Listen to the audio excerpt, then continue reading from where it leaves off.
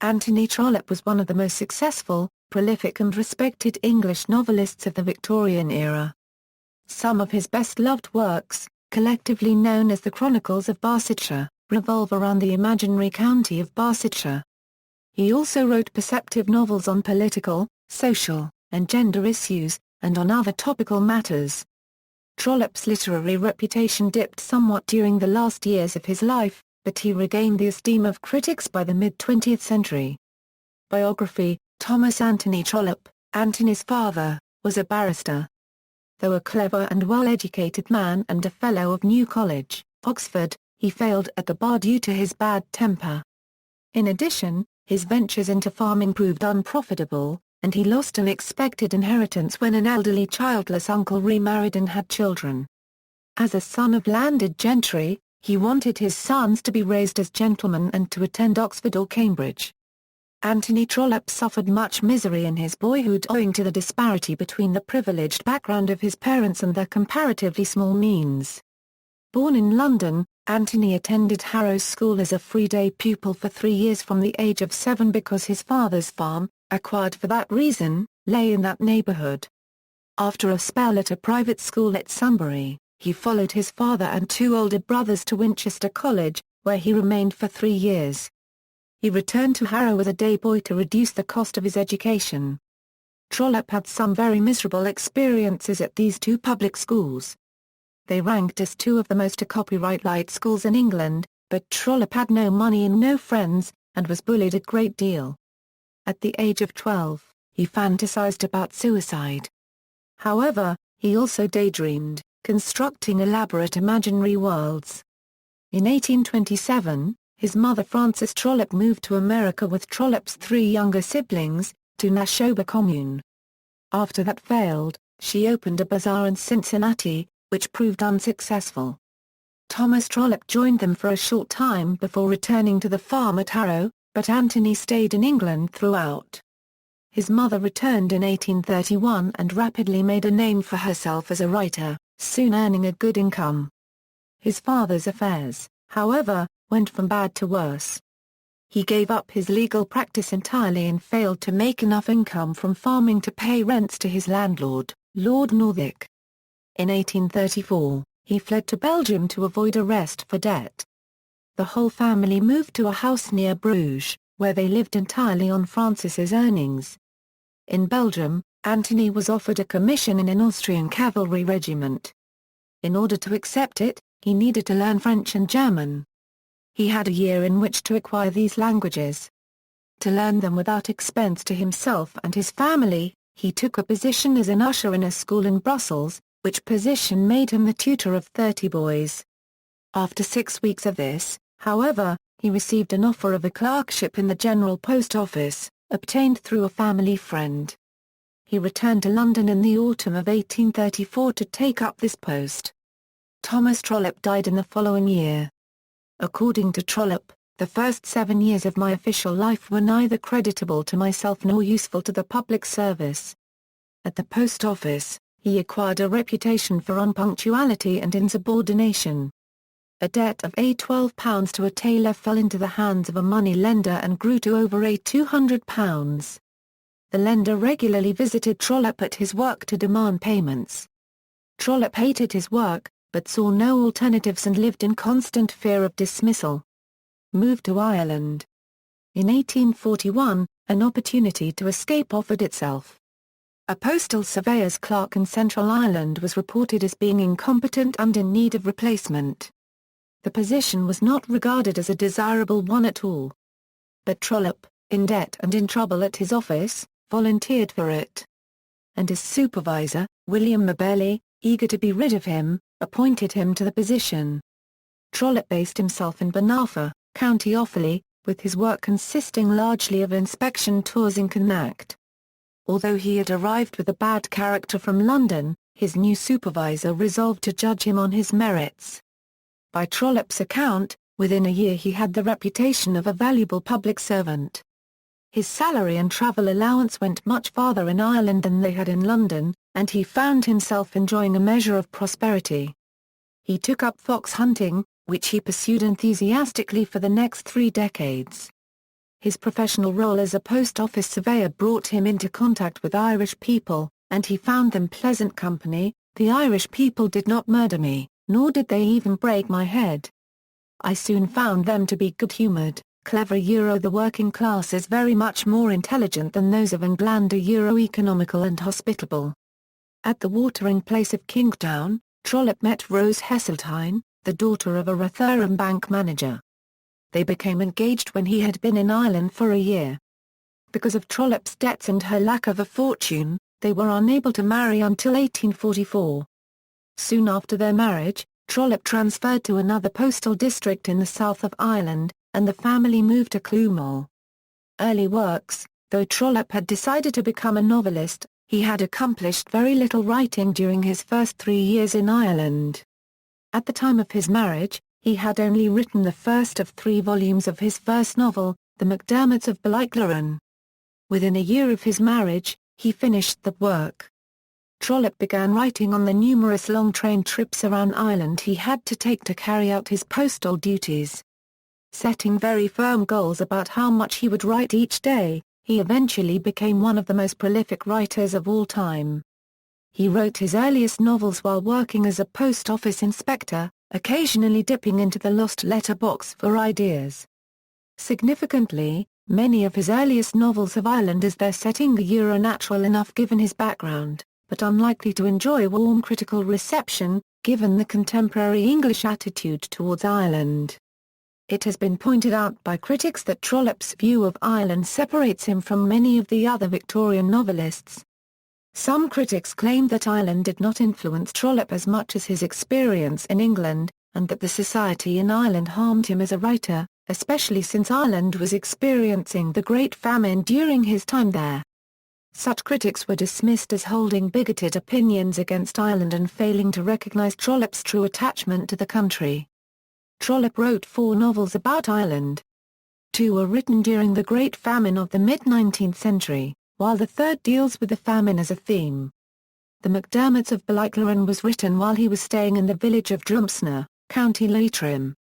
A fourth, The Kellys and the O'Kellys, is a humorous comparison of the romantic pursuits of the landed gentry and his Catholic tenant.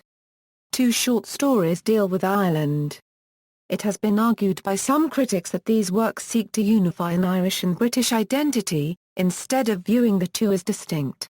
Even as an Englishman in Ireland, Trollope was still able to retain what he saw as essential to being an Irish writer: possessed, obsessed, and mauled by Ireland. The reception of the Irish works left much to be desired. Henry Colburn wrote to Trollope, "It is evident that readers do not like novels on Irish subjects as well as on others." In particular, magazines such as the New Monthly magazine, which wrote reviews that attacked the Irish for their actions during the famine, were representative of the dismissal by English readers of any work written about the Irish. Authorial success. In 1851, Trollope was sent to England, charged with investigating and reorganising rural mail delivery in southwestern England and southern Wales. The 2-year mission took him over much of Great Britain, often on horseback. Trollope describes this time as 2 of the happiest years of my life. In the course of it, he visited Salisbury Cathedral. And there, according to his autobiography, he conceived the plot of The Warden, which became the first of the 6 Barsetshire novels. His postal work delayed the beginning of writing for a year. The novel was published in 1855, in an edition of 1,000 copies, with Trollope receiving half of the profits, £9.8. 8d in 1855, and £10.15. 1d in 1856.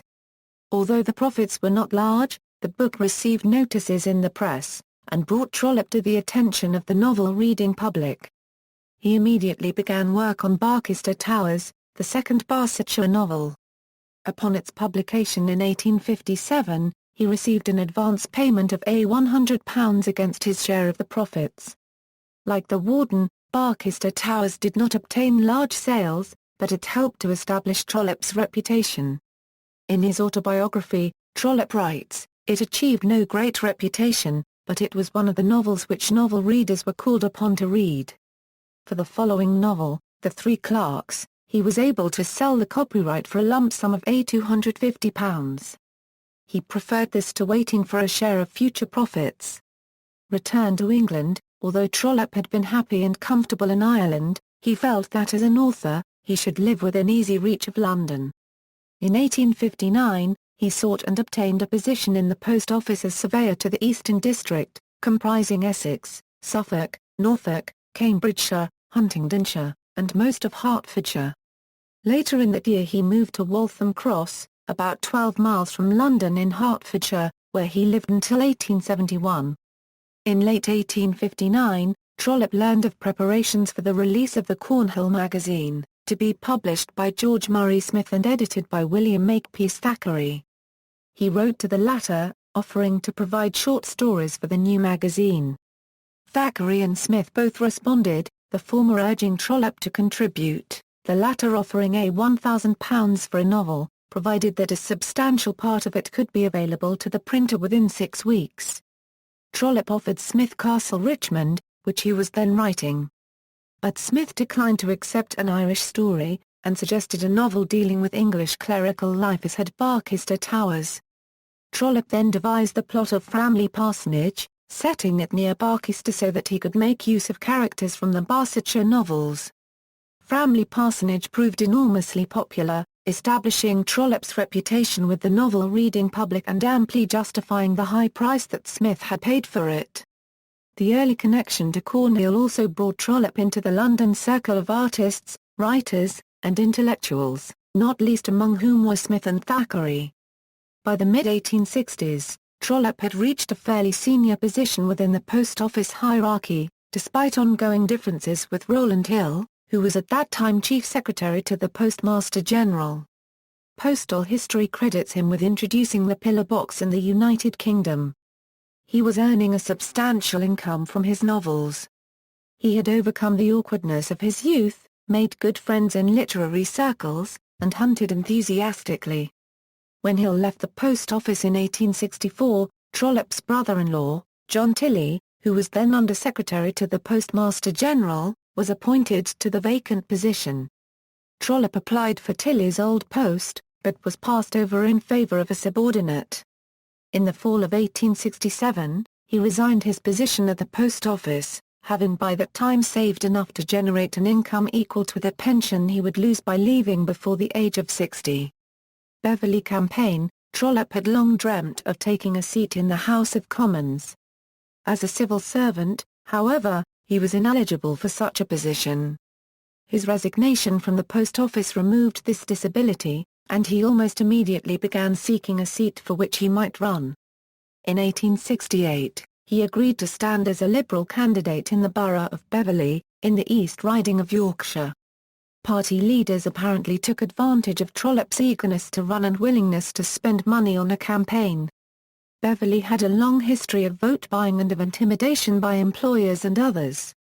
Every election since 1857 had been followed by a petition alleging corruption, and it was estimated that 300 of the 1,100 voters in 1868 would sell their votes. The task of a Liberal candidate was not to win the election, but to give the Conservative candidates an opportunity to display overt corruption, which could then be used to disqualify them. Trollope described his period of campaigning in Beverly as the most wretched fortnight of my manhood. He spent a total of £400 on his campaign. The election was held on November 17, 1868. The novelist finished last of 4 candidates, with the victory going to the 2 Conservatives. A petition was filed, and a royal commission investigated the circumstances of the election. Its findings of extensive and widespread corruption drew nationwide attention, and led to the disfranchisement of the borough in 1870. The fictional Percy-Cross election in Ralphie Eyre is closely based on the Beverly campaign. Later years, after the Beverly loss, Trollope concentrated entirely on his literary career. While continuing to produce novels rapidly, he also edited the St. Paul's magazine, which published several of his novels in serial form. In 1871, Trollope made his first trip to Australia, arriving in Melbourne in July, with his wife and their cook. The trip was made to visit their younger son, Frederick, who was a sheep farmer near Grenfell, New South Wales. He wrote his novel Lady Anna during the voyage. In Australia, he spent a year and 2 days descending mines, mixing with shearers and rouseabouts, riding his horse into the loneliness of the bush, touring lunatic asylums, and exploring coast and plain by steamer and stagecoach. Despite this, the Australian press was uneasy, fearing he would misrepresent Australia in his writings. This fear was based on rather negative writings about America by his mother, Fanny, and by Charles Dickens. On his return, Trollope published a book, Australia and New Zealand. It contained both positive and negative comments. On the positive side, it included finding a comparative absence of class consciousness, and praising aspects of Perth, Melbourne, Hobart and Sydney. However, he was negative about Adelaide's River, the towns of Bendigo and Ballarat, and the Aboriginal people. What most angered the Australian papers, though, were his comments accusing Australians of being braggarts. Trollope returned to Australia in 1875 to help his son close down his failed farming business. He found that the resentment created by his accusations of bragging remained. Even when he died in 1882, Australian papers still smouldered, referring yet again to these accusations, and refusing to fully praise or recognise his achievements. In 1880, Trollope moved to the village of South Harting in West Sussex. He spent some time in Ireland in the early 1880s researching his last, unfinished, novel, The Land Leaguers. It is said that he was extremely distressed by the violence of the Land War. He died in London in 1882, and is buried in Kensal Green Cemetery, near the grave of his contemporary, Wilkie Collins. Works and reputation. Trollope's first major success came with the Wadena, the first of 6 novels set in the fictional county of Barsetshire, dealing primarily with the clergy and landed gentry. Barchester Towers has probably become the best known of these. Trollope's other major series, the Palliser novels, which overlap with the Barset novels, concerned itself with politics, with the wealthy, industrious Plantagenet Palliser and his delightfully spontaneous, even richer wife Lady Glencora usually featuring prominently. Trollope's popularity and critical success diminished in his later years, but he continued to write prolifically, and some of his later novels have acquired a good reputation. In particular, critics who concur that the book was not popular when published, generally acknowledge the sweeping satire The Way We Live Now as his masterpiece.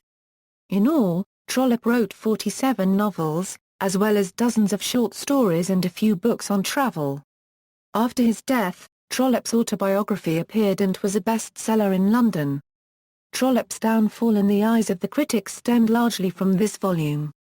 Even during his writing career, reviewers tended increasingly to shake their heads over his prodigious output, but when Trollope revealed that he strictly adhered to a daily writing quota, he confirmed his critics' worst fears. The Muse, in their view, might prove immensely prolific, but she would never ever follow a schedule. Furthermore, Trollope admitted that he wrote for money. At the same time he called the disdain of money false and foolish. The Muse, claimed the critics, should not be aware of money. Julian Hawthorne, an American writer, critic and friend of Trollope, while praising him as a man, calling him a credit to England and to human nature, and deserving to be numbered among the darlings of mankind, also says that he had done great harm to English fictitious literature by his novels. Henry James also expressed mixed opinions of Trollope. The young James wrote some scathing reviews of Trollope's novels. He also made it clear that he disliked Trollope's narrative method. Trollope's cheerful interpolations into his novels about how his storylines could take any twist their author wanted did not appeal to James' sense of artistic integrity. However, James thoroughly appreciated Trollope's attention to realistic detail, as he wrote in an essay shortly after the novelist's death. Trollope's, great, his inestimable merit was a complete appreciation of the usual. He felt all daily and immediate things as well as saw them. Felt them in a simple, direct, salubrious way, with their sadness, their gladness, their charm, their comicality, all their obvious and measurable meanings. Trollope will remain one of the most trustworthy, though not one of the most eloquent, of the writers who have helped the heart of man to know itself. A race is fortunate when it has a good deal of the sort of imagination of imaginative feeling that had fallen to the share of Anthony Trollope. And in this possession our English race is not poor. James disliked Trollope's habit of addressing readers directly. However, Trollope may have had some influence on James's own work. The earlier novelists' treatment of family tensions, especially between fathers and daughters, may resonate in some of James' novels. For instance, Alice Vavasour and her selfish father in the first of the so-called Palliser novels, Can You Forgive Her? May prefigure Kate Croy and her own insufferable father, Lionel, in The Wings of the Dove. Writers such as Thackeray, Eliot and Collins admired and befriended Trollope, and George Eliot noted that she could not have embarked on so ambitious a project as Middlemarch without the precedent set by Trollope in his own novels of the fictionale yet thoroughly alluvial county of Barsetshire.